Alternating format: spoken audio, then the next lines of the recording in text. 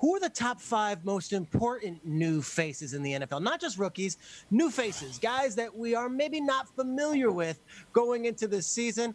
This is a segment we call Fight My 5. Here's my list. Number 5 on the list is a running back that went 32nd overall in the NFL draft and is joining a Super Bowl champion, Clyde Edwards-Helaire. Why is he important? Because the rich got richer. And what is the ceiling for a Chiefs offense that could not be stopped down the stretch last year? Well, you add in a running back that has been compared to everyone from Priest Holmes to Brian Westbrook, to even some of the guys that are of a different class. LaDainian Tomlinson was mentioned by one executive last week when talking about Clyde Edwards-Helaire. He goes to Kansas City with Tyreek, with Mecole Hardman, with Kelsey, and of course with Mahomes. I think the Chiefs could be even better on offense next year. And with all the primetime games Kansas City is going to be playing in, you better believe Clyde Edwards-Helaire will be an important name and a new face. But who's number 4? Let's get into the head coach of a team that we've been waiting for so many years. Kevin Stefanski is our 4th most important new face. He's joining the Cleveland Browns as their next and latest head coach.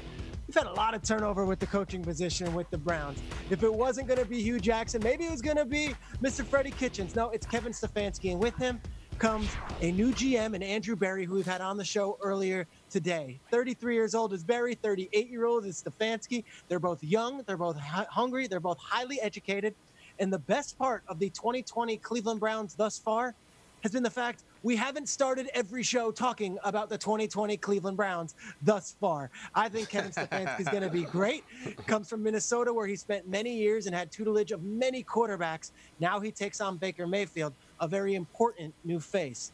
So who's number 3? Love it. How about a quarterback that we spent the last 2 months talking about on this show every single day, and now he's going to Miami? Yes, Tua Tagovailoa is my number 3 most important new face in 2020.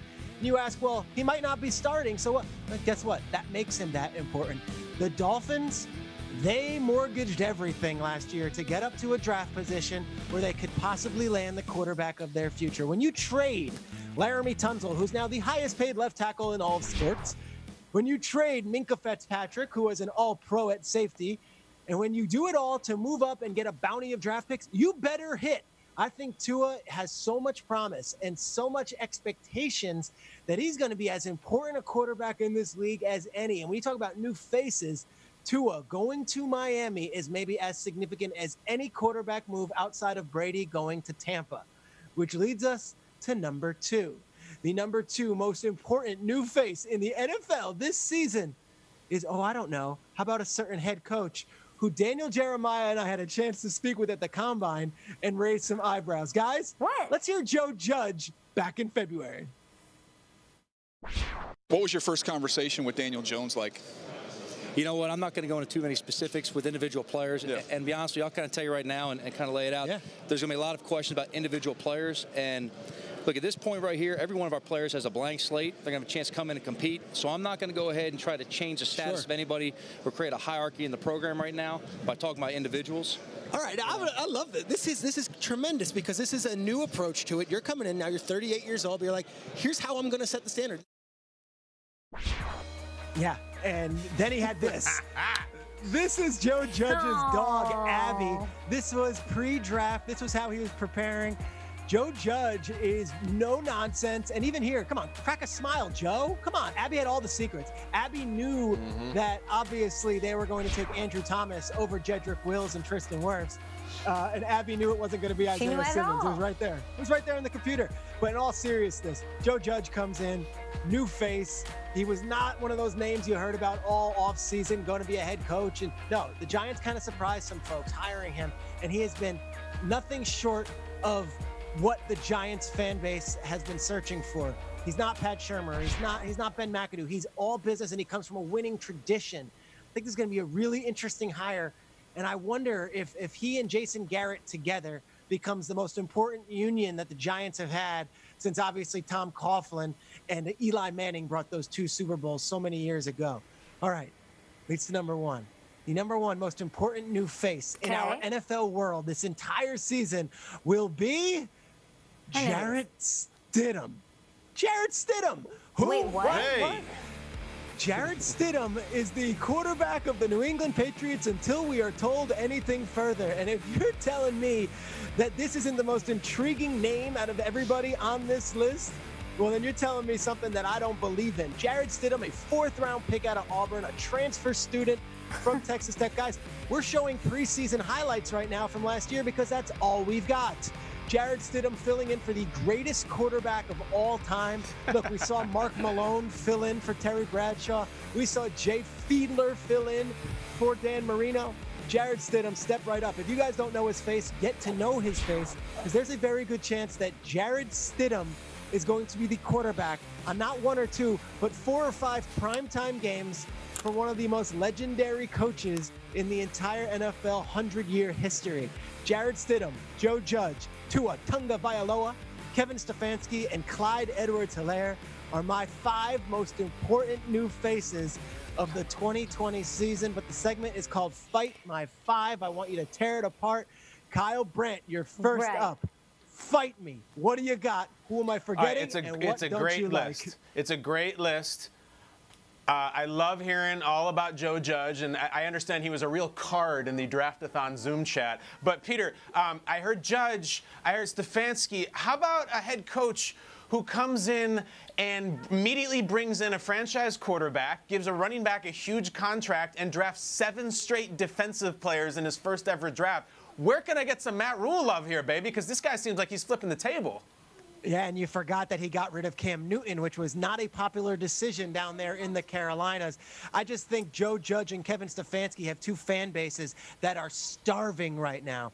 And for Carolina, Ron Rivera took them to an NFC Championship game rather recently, and they've been to the playoffs in the last few years. I think the Panthers fans know the score. They're going to try to rebuild with Matt Rule. But for Stefanski and for Joe Judge, these are fan bases that have been through several head coaches since they have been relevant. I find both those guys on my top 5 list before Matt Rule. Burleson, come at me. What do you got?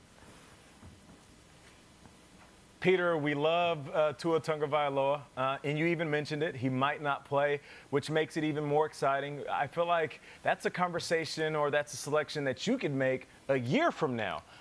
Why not pick another quarterback by the name of Joe Burrow, #1 overall? I get it. It's Joe Burrow, it's the #1 pick, but there's so many different storylines. Like, listen, Joe Burrow, he was a 3rd or 4th round draft grade before he went to LSU, and then all of a sudden became the best player in college football, Heisman winner, national champion. Oh, and not to mention, he's going to a division that is tough.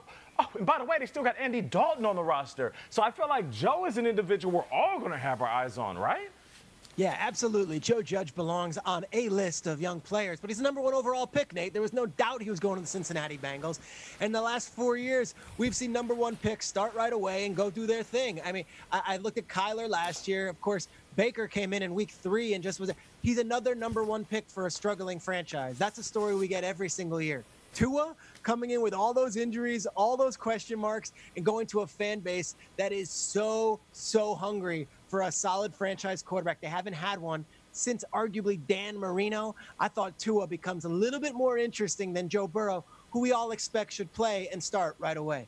Kay Adams, take us home. What do you think? What do you have problems with? I'm trying to keep my namaste here, and I'm trying not to go straight Brandon Graham. Peter Schrager, Peter, where's Justin Herbert, my friend? Not even for the on-field implication, the fact that he's entering a perfect system in 2020, drafted highly by the LA Chargers. New look, new stadium, new wave, new feel, no Phillip Rivers. How is Herbert not on this list? Preeter. It's fair. And Kay, I think you could argue of all the rookie quarterbacks drafted in the first round, aside from Jordan Love, who's not going to play right away, Justin Herbert has the best team around him. And that last year was kind of a blip on the Chargers' radar. But here we are, 4 days removed from the NFL draft. Here we are on our 3rd hour of this show. And Justin Herbert, is he moving the dial? I don't think just yet. And I don't know if the Chargers fans are absolutely ecstatic about the pick just yet either, thinking they might have gotten Tua. So Justin Herbert, he's not in that conversation yet, but if he's inserted into the lineup, you better believe we'll all know his face and we'll all know his story, and there will be expectations for him to deliver as well. Gosh, this is not easy, guys. I don't know. You try it. Pretty hard.